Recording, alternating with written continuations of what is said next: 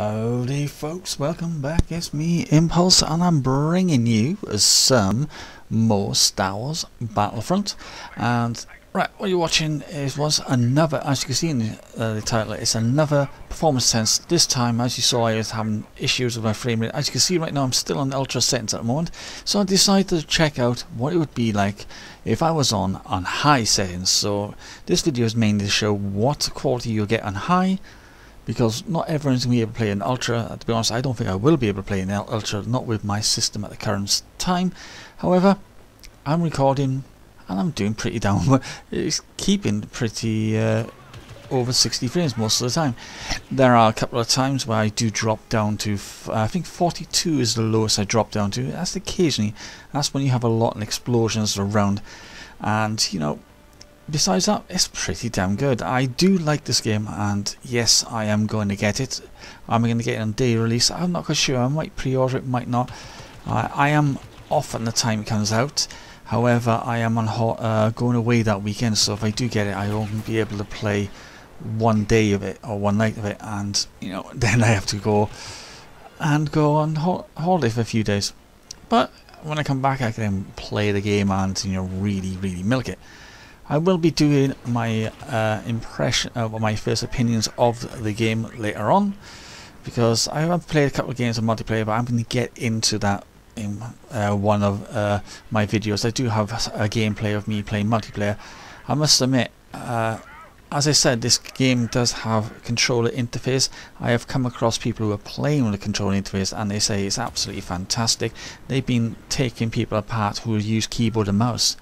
And that's very rare, because normally keyboard and mouse versus controller, keyboard and mouse always normally wins, but people have been using controllers and the response time is absolutely fantastic. So I might try that myself. But overall, what I do like this game, and you know, it's not too bad. As you can see, my settings are not too bad. It's playing well on this setup. As you know, my setup is the FX6300. I have up the clock speed from 3500 to 4000. I'm not sure if that's an overclock. The stock clock is 3500, however it does have a turbo boost to 4100. So in theory, is that an overclock, or is that just constantly keeping the frequency at 4000? Because it can go up to 4100, and that's on the stock cooler. Maximum temperature so far I've had on full load at the moment while playing games, it's 52 Celsius or degrees, whatever you call it, 52, which isn't that bad. The safety margin for this CPU, this particular CPU, is 65, so I'm well under that. So in theory, I could, if I wanted to, up a little bit more. However, you know, by doing that, I'm going to create a lot more heat. I'm going to put a lot more power, you know, voltage issues onto the system. At the end of the day, I'm using the R9 280X. It's not really designed for a 600 watt power supply. Apparently it is, but you know, you take consideration if I decide to go and get some more RAM.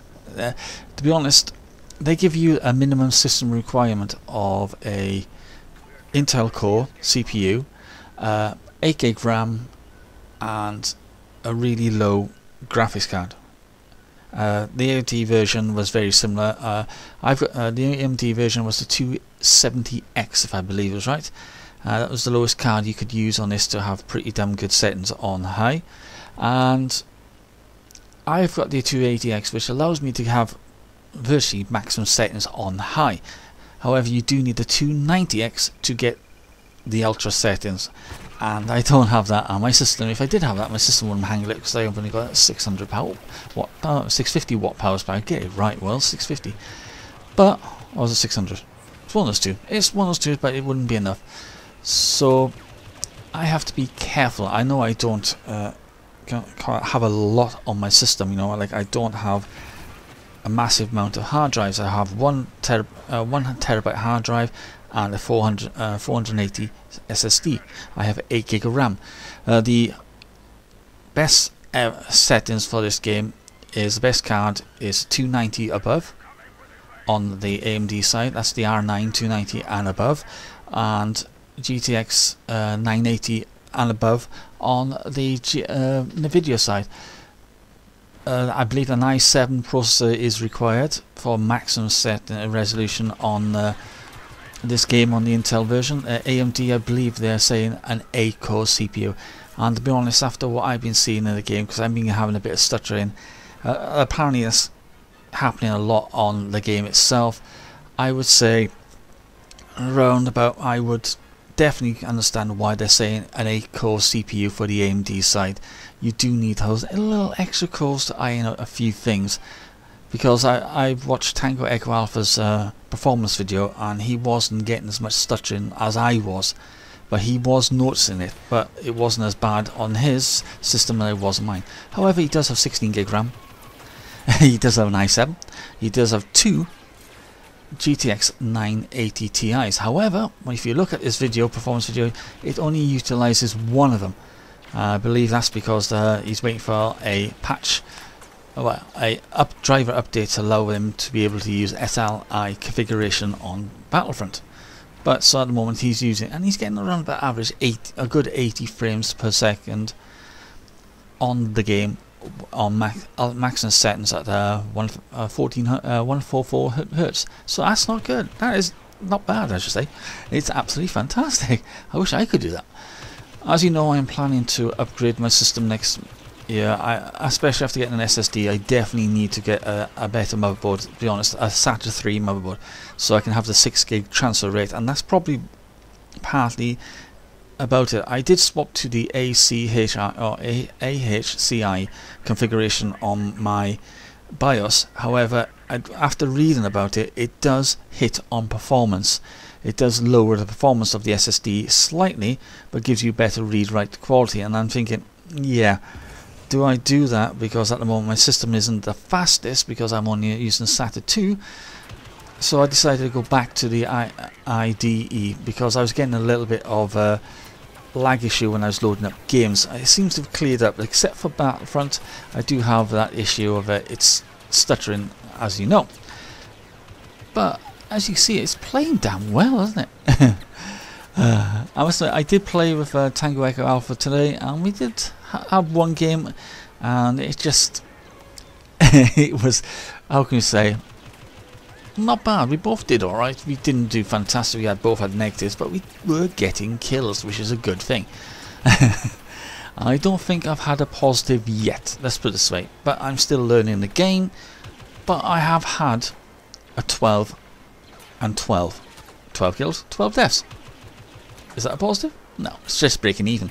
I have had one of those games, and it was absolutely fantastic. And I also played the objective by trying to capture the pods and all that, and it was fun. I haven't played Walker Assault. To be honest, after playing pod capture, I can drop pod. I can understand what everyone's meaning. You need to unlock all your special abilities. I'm trying to get to the boost. I've got myself ion charge for the guns. I've got myself a certain bullet, or whatever you call it, and I've also got the rifle.